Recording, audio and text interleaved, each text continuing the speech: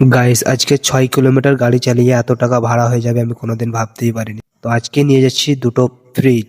দেখতে পাচ্ছ টোটোতে মাল চাপানো হয়ে গেছে। এবার এই দোকানের ম্যানেজার কি বলছে তোমরা একটু শুনে নাও।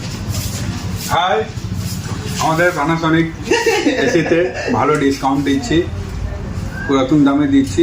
আপনারা যদি নিতে চান আমার নম্বরের সঙ্গে যোগাযোগ করুন। এই ফাইন্যান্সের ছেলে আছে, একে দেখা। এই ফাইন্যান্সের ছেলে আছে, 0 ডাউন পেমেন্টে ফাইন্যান্স করে দেবো। আর আমি বিল লেখার লেগে চলে আসি। তারপর আমি চলে আসি রেলগেটে। রেলগেটে এসে দেখি রেলগেট পড়ে আছে। তো প্রায় 30 ঘন্টা অপেক্ষা করার পর রেলগেটটা খুলে দিল। তারপর আমি চলে এলাম ডিহার মোড়। আর ডিহার মোড় থেকে ডান থেকে ঘুরে গিয়ে সেই গ্রামটার নাম হচ্ছে কানিওড়। হ্যাঁ বন্ধুরা, এই দুটো ফ্রিজ যাবে কানিওড়েই। তো একটা ছোট্ট ব্রিজ আছে, এদের দেখতে পাচ্ছ। এই ছোট্ট ব্রিজটা পার করেই চলে আসবো কানিওড়। দেখতে পাচ্ছ বন্ধুরা, কানিওড় গ্রাম ঢুকে পড়লাম। আর আমার এই টিপের ভাড়া হয়েছিল 250 টাকা। গাইস আজকে 6 কিলোমিটার গাড়ি চালিয়ে এত টাকা ভাড়া হয়ে যাবে আমি কোনোদিন ভাবতেই পারিনি। তো আজকে নিয়ে যাচ্ছি দুটো ফ্রিজ।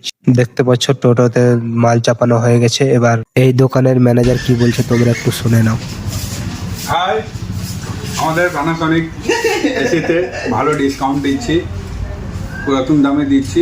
আপনারা যদি নিতে চান আমার নম্বরের সঙ্গে যোগাযোগ করুন। এই ফাইন্যান্সের ছেলে আছে, একে দেখা।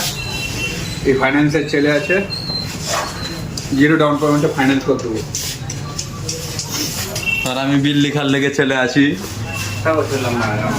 তারপর আমি চলে আসি রেলগেটে। রেলগেটে এসে দেখি রেলগেট পড়ে আছে। তো প্রায় 30 ঘন্টা অপেক্ষা করার পর রেলগেটটা খুলে দিল। তারপর আমি চলে এলাম ডিহার মোড়। আর ডিহার মোড় থেকে ডান থেকে ঘুরে গিয়ে সেই গ্রামটার নাম হচ্ছে কানিওড়। হ্যাঁ বন্ধুরা, এই দুটো ফ্রিজ যাবে কানিওড়েই। তো একটা ছোট্ট ব্রিজ আছে, এদের দেখতে পাচ্ছ। এই ছোট্ট ব্রিজটা পার করেই চলে আসবো কানিওড়। দেখতে পাচ্ছ বন্ধুরা, কানিওড় গ্রাম ঢুকে পড়লাম। আর আমার এই টিপের ভাড়া হয়েছিল 250 টাকা।